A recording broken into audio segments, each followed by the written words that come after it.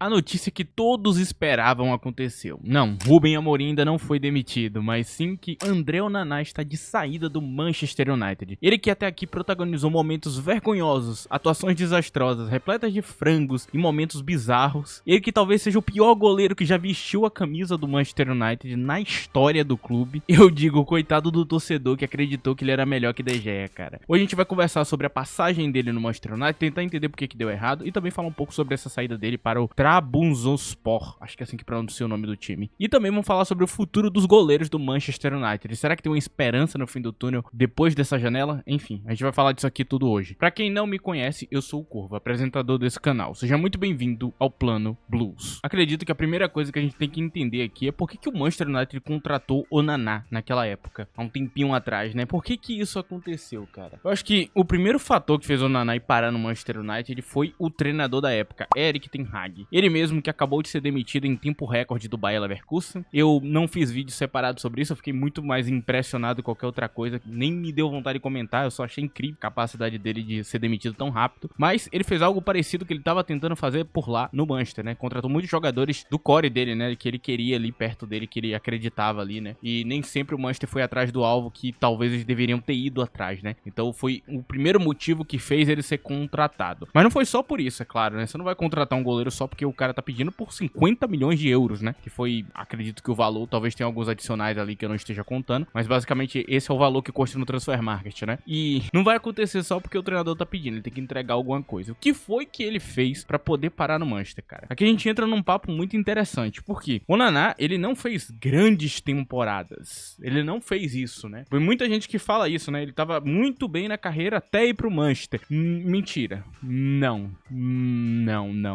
tava. O que aconteceu com o Onana é que ele fez uma puta temporada na Champions League. E nem se mantém os padrões, por exemplo, do que tava acontecendo dentro da Série A italiana. Inclusive, eu vou deixar a estatística na tela pra vocês entenderem, né? Ele conseguiu performar melhor na Champions, né? Ele fez uma excelente Champions League. Na época, inclusive, eu acho que os goleiros que mais me impressionaram, assim, quando eu assisti aquela Champions, foi ele e Diogo Costa. Diogo Costa um pouco mais, né? Eu tava bem mais impressionado com o Diogo Costa. Mas os dois juntos ali me impressionaram bastante naquela exata Champions League, onde ele faz a Inter de Milão e muito bem. Acredito que foi em 22-23, né? 22-23 a temporada. Na Série A italiana, ele era um goleiro interessante e também o Onana, ele já tinha entregado algumas temporadas interessantes no Ajax. Mas, de novo, não era aquela coisa super consistente, onde ele vai muito bem na liga e ele mantém altos padrões. Não, era um goleiro ali. Inclusive, tem muita gente que fala, né, que o Onana era muito falho no passado. Eu não peguei esse período dele de Ajax, então não vou poder comentar. Já vi muita gente falando isso e, inclusive, mostrando, né, ele errando ali antes de ir pro Manchester. Então, ele já tinha esses problemas ali. Ele só mudou na época que ele foi pra Inter de Milão. Aqui no canal eu já abordei isso em um vídeo. Eu falei, né, que a Inter de Milão, os goleiros têm estatísticas muito parecidas. Quem tá ali. A performance é muito parecida de um goleiro pro outro. Não muda tanto. E não é uma opinião, é fato. Eu mostrei, inclusive, no vídeo, né, 3 goleiros diferentes da Inter de Milão, os 3 com a mesma estatística, com o mesmo estilo de jogo, por causa do treinador Inzaghi, né? Ele consegue fazer com que o goleiro não seja um problema. Inclusive, o goleiro da Inter de Milão era até acionado com alguma consistência e participava muito do jogo, cara. Então, o goleiro trabalhava bastante ali, mas parecia ser tudo muito bem treinado pelo treinador, explicado ali. Então, parece que qualquer goleiro que eles põem ali, que tem alguma mínima qualidade e habilidades, eles conseguem colocar ali como um bom goleiro, né? Então, talvez não faça tanta diferença. Outra coisa também que fala muito a favor disso é o goleiro atual da Inter de Milão, o tal do Jan Sommer. Sommer, inclusive, joga melhor que o Onana, cara, dentro da própria Inter de Milão. As performances de Sommer são melhores que a de Onana. Ou seja, o que eu tô querendo dizer com tudo isso aqui, o Manchester United se encantou por uma temporada de Champions de Onana e resolveu pagar o que pagou por ele, em vez de ir um jogador um pouco mais consistente, com a carreira mais consistente, que já tinha mostrado mais coisas, não só na Champions, quanto na Liga Nacional e por mais tempo, né? Eles tinham outras opções pra poder ir atrás, e eles resolvem ir atrás de Onana. Não só isso, dentro do elenco do Manchester, ele já tinha um goleiro que era bom, cara. E eu tô falando de De Gea, cara, e ele foi muito maltratado e meio que injustiçado até pela própria torcida. Eu vi muito torcedor na época falando muito mal dele na época que ele saiu, cara, falando que ele não era um goleiro bom, que o período dele já tinha passado, que não prestava mais pro Manchester. Eu tinha um único problema com o De Gea, que era o salário. O salário dele era muito alto. Era um salário ali que você encontra nos maiores goleiros da Europa, né? O tal do Jan Oblak, ele tem esse tipo de salário, muito alto mesmo. Você tinha esse grande salário agregado a ele ali, que talvez ele tivesse que reduzir, né? E aí entra naquela coisa de não conseguir achar um contrato bom, de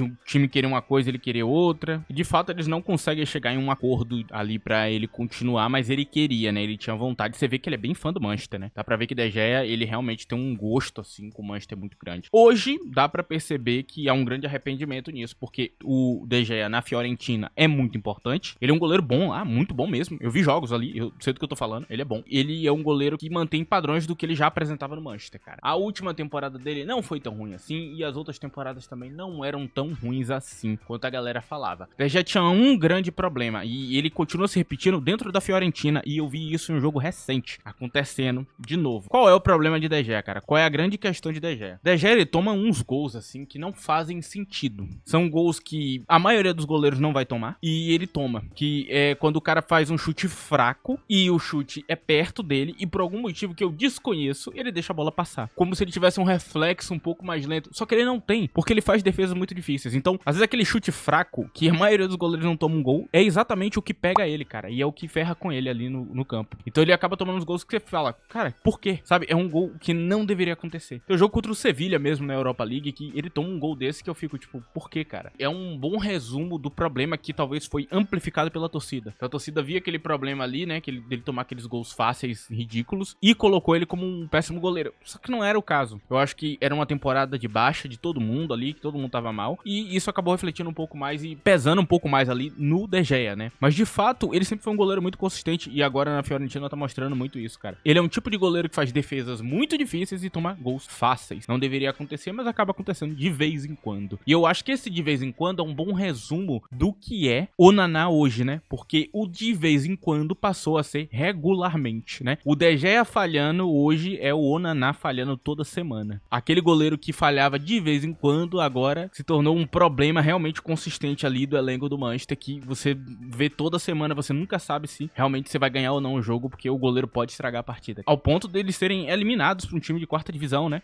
Exatamente com falhas do goleiro, cara. Por que o goleiro é uma prioridade tão grande nessa janela e nas próximas do Manchester, cara? Porque o problema não é só o Naná. O problema também é o goleiro número 2, Baindir. Eu lembro até hoje, quando esse cara ele foi anunciado, nos vídeos que eu fiz, eu falei, eu não gosto desse goleiro, cara. Eu não acho ele um bom goleiro. A galera veio com aquele papo, né? Mas o cara tá um tempão lá no Fenerbahçe, é muito seguro, o goleiro é bom. E eu falei, tá tudo bem, mano. Você quer acreditar? Acredite. Eu já tinha visto jogos, eu não gostei do que eu vi, cara. E é aquela coisa, não gostei, eu vou falar, velho. Pô, não curti o que eu vi aqui. Eu não tinha visto tanta coisa dele, mas me parecia ser um goleiro que não me trazia aquela segurança toda. Ainda mais pra ser número 2 do Manchester United, cara. Um time muito grande, não é pra ter um número 2 desse. Então, ainda tem um problema ali, cara. Mesmo com a contratação de um goleiro nessa temporada, não há garantias. Tem que mudar isso aqui, cara. E também tem o Sonny Lammers, né, que acabou de chegar, né, esse novo goleiro e tudo mais. E aqui eu começo a falar um pouquinho dele, né. Eu não acho é uma garantia de um número 1 bom o suficiente pro Manchester esse cara. Talvez, se você contratar esse cara pra ser número 2,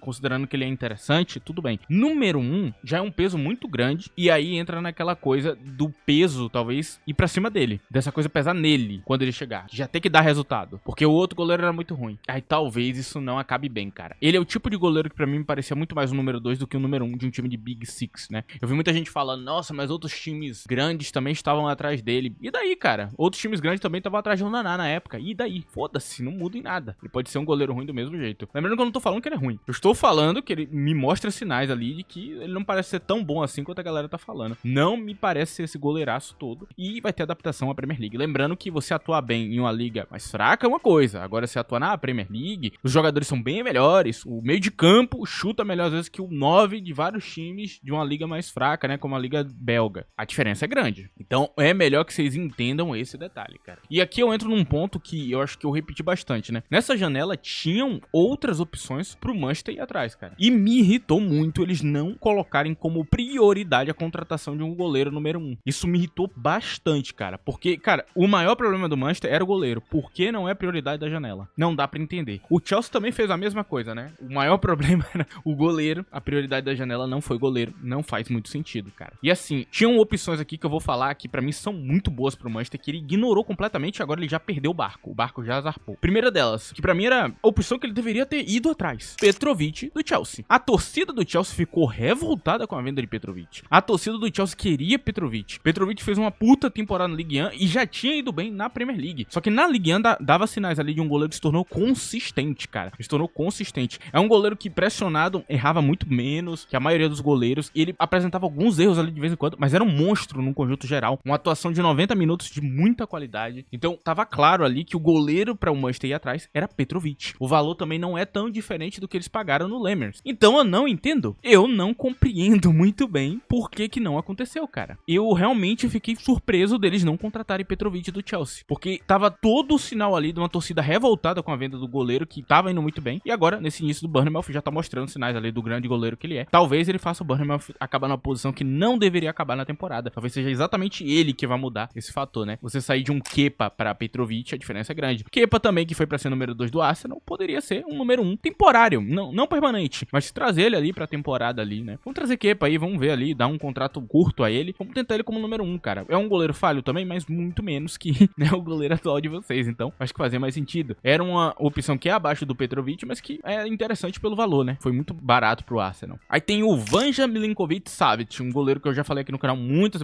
vezes, muito antes de estourar, né? Muito antes dele se tornar um goleiro viral. Agora ele tá no Napoli, goleiro atual do Napoli, vai fazer a temporada inteira por lá. É um goleiro muito bom, é um goleiro muito seguro, com boa experiência e que deveria ter sido considerado, cara. Eu acho que era uma opção melhor, um goleiro que se arrisca menos. E lembrando que ele não é tão mais velho assim, ok? É muito importante entender isso. Ele não é um goleiro tão mais velho, então dava pra ter ido atrás dele nessa janela, mas te ignorou também. Aí você pensa, pô, não, mas eu acho que não é bem isso. Eu acho que tinha que ter um cara assim que já tá garantido, já jogou em Big Six, um goleiro grande por um bom preço. Tinha Aaron Ramsdale, que agora é o goleiro do Newcastle. O Newcastle não tá precisando de goleiro. O Newcastle tem 2 bons goleiros ali no elenco. Tinha, né? Não tava. E inclusive ele vai ser número 2 lá. O goleiro principal deles é melhor. Agora, Aaron Ramsdale é um goleiro com potencial de melhorar ainda como goleiro. E no Arsenal ele foi bem. Também na última temporada dele, no time rebaixado, ele tava bem. O menor dos problemas dele era o goleiro. Eu vi os jogos, eu sei do que eu tô falando. O gol tava muito bem ali, cara. Agora, se o resto do time é horrível, ele não tem o que ele possa fazer. E aí o Aaron Ramsdale era um goleiro que ali que é inglês, é experiente, já jogou em Big Six, sabe ser goleiro de time grande, não vai ser exigido com os pés como é no Arsenal, então ele não teria esse problema que ele viveu lá, e ele poderia ser o goleiro do Manchester United nessa janela. Teria sido uma contratação mais inteligente. Ah, mas e o Lemers? Ia atrás depois, sabe? Para o número 2. Se livrava de Onana, depois trazia Ramsdale, aí depois se livrava de Bayandi, botava ele ali no lugar se queria tanto aquele goleiro, cara. Vai fazer os dois disputar a posição, sabe? Era bem mais saudável. Mas não, eles preferiram perder o alvo, né? Não faz sentido na minha cabeça, ok? Não faz. Eu acho que isso aqui é um resumo de vários alvos que eles tinham na janela e que eles ignoraram. Que eles talvez não deveriam ter ignorado, ok? Eram alvos que realmente poderiam ajudar o Manchester. E aqui, cara, tem goleiros hoje que podem assumir a posição de titular no Manchester. Alguns são mais difíceis de conseguir, outros são mais fáceis, mas tem alguns nomes aqui que eu vou citar que eu acho que são interessantes ali pra posição de número 1 de goleiro. Lembrando que eu estou considerando o treinador atual que tá no cargo, ok? Se for outro treinador que quer jogo com os pés, aí é outro caso, outros goleiros. É o treinador atual. Então, tenha em mente essa parte. Aqui, eu vou falar de um goleiro jovem, que pra mim é muito melhor, né? Que alvos que o Manchester tava indo atrás, cara. Que é o tal do Mili Svilar. Goleiro da Roma, cara. E eu lembro desse goleiro surgindo, cara. Eu lembro muito bem, cara. Ele não era meu favorito quando ele tava surgindo ali, mas se tornou.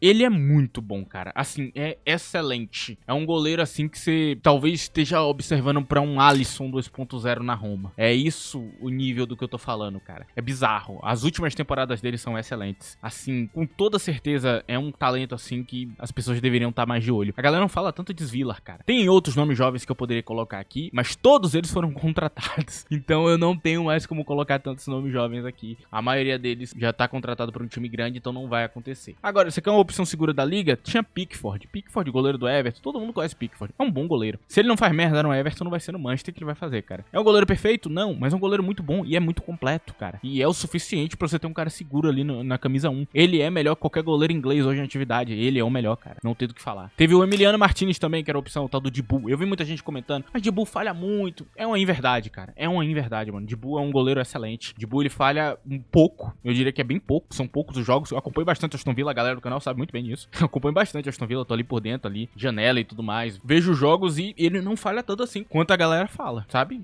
As falhas são bem menores. Então, não é um goleiro tão falho. Sabe pegar pênalti. Sabe jogar mata-mata. Sabe jogar em alto nível. Então, na Champions, ele provou, inclusive, né, na última temporada, que ele é muito bom. Foi excepcional ali. Você tem um goleiro completo. Experiência de liga. Experiência dentro do próprio país. Provado, né? Não tem um goleiro mais provado em uma seleção do que ele. Não sei do que mais eles queriam, né? Era um goleiro que resolvia a posição também. Aqui, também pode pensar na volta do próprio De Gea, né? Outra opção ali que também tem experiência na tal da Premier League ali. Já tem experiência como goleiro. E aqui, indo pro nome interessante jovem, cara, tem Gregor Kobel, do Borussia Dortmund, que é uma máquina de defender, cara. Nas últimas temporadas ele não vem tão bem, né? Vem em baixa ali. Talvez o valor dele, inclusive, reduza muito por causa disso. E é uma opção a se considerar, cara. É um goleiro assim que no melhor período dele era muito bom e ele já tem atuações gigantes na Champions. Não é muito em questão de falha, cara. Ele não falha tanto, mas é mais em atuação mesmo. Às vezes ele tava pegando muito no passado e hoje ele não tá pegando mais tanto. Dá pra perceber que houve alguma coisa ali. O Borussia Dortmund, inclusive, ele tá estranho desde a saída de Terzic, cara. Tá uma galera ali jogando muito estranho, muito mal. Então, não sei o que tá rolando ali dentro. E Kobel é um dos afetados, mas é uma opção também pro Manchester, cara, se considerar. E por último, um goleiro da Liga Portugal que eu gosto bastante, Diogo Costa, cara. Pode voltar o alvo pra ele e tentar contratar ele como prioridade, cara. Eu ainda acho que ele é um goleiraço. E esse aqui anula o que eu falei no início. Ah, o goleiro que não tem qualidade com os pés. Esse aqui tem também. Então, você traz um goleiro com passe incrível, que se você trouxer um treinador que usa, ele tá lá. Ele parece ser o futuro de tudo, cara. Futuro de Portugal, futuro dos goleiros europeus modernos. É ele. Ele é o cara. Não entendo porque o City não o contratou, ainda estou em dúvida, né? Porque pra mim parecia ser o movimento perfeito. Acredito que ele poderia substituir muito bem o goleiro que saiu de lá. Mas enfim, eles foram atrás de um nome bem esquisito pra jogo com os pés moderno. Mas enfim, vamos ver aí como vai se desenrolar durante a temporada, cara. Mas assim, Diogo Costa também era uma solução, né? E tem outro goleiro da Liga Portugal. Esse aqui já não é tão bom quanto outros nomes que eu falei aqui na lista, mas é um cara que pega muito, que agarra muito e que talvez ajudaria bastante o Manchester. Erra pouco. Os erros desse goleiro aqui são mais com os pés que qualquer outra coisa, que é o tal do Anatoly Trubin do Benfica, cara. Tem torcedor do Benfica que ama ele, tem torcedor que odeia. Eu realmente gosto muito do futebol dele. Eu acho que ele tá em nível com o goleiro ucraniano do Real Madrid também, cara, que muita gente hypa ali e diz que é melhor que ele. Pra mim não é. Tanto que na seleção nacional, o Trubin meio que ali mostrou atuações melhores que o tal do Lunin do Real Madrid, né? Então eu quero que vocês tenham isso em mente. Pra mim, Anatoly Trubin também é uma opção muito sólida pra o Manchester United ali, pra ter um goleiro ali realmente de alto nível. E ele mostrou boas atuações também dentro da Champions League, né? Que é um sinal muito positivo. Lembrando que não é de hoje, ok? Desde o Shakhtar Donetsk ele já tem esse histórico na carreira, não é uma temporada, são várias, né?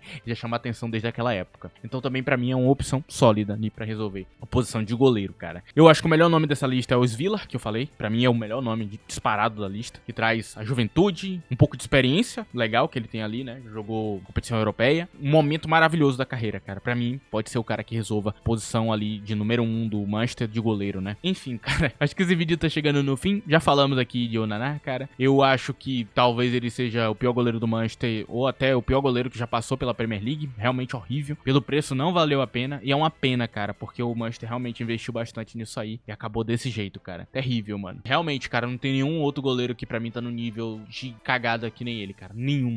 Nunca vi um goleiro errar tanto, tão consistentemente, semana a semana, cara. É um negócio muito estranho. Então, o Manchester tá salvo, cara. Ele foi embora. Espero que esse goleiro novo que chegou, ele ajude o Manchester. Que ele não seja aquele cara incrível, né, que talvez a galera esteja esperando, mas que ele não fale tanto, né? Que ele fale de vez em quando, que ele faça suas defesas e que ele consiga ajudar o Manchester. Enfim, cara, esse vídeo eu acho que tá chegando no fim. Agradeço a presença de todos. Não esqueça de deixar o like no vídeo, ajuda bastante o canal. Se quiser também, deixa o hype aí na aba de comentários se tiver no smartphone, ajuda bastante também o canal, essa opção. E é isso, cara. Deixa inclusive a sugestão de vocês de goleiro que vocês acham que seria bom pra número 1 do Manchester aí na aba de comentários. Agradeço a presença de todos, agradeço a todo mundo que escutou o vídeo por inteiro. É isso, tchau.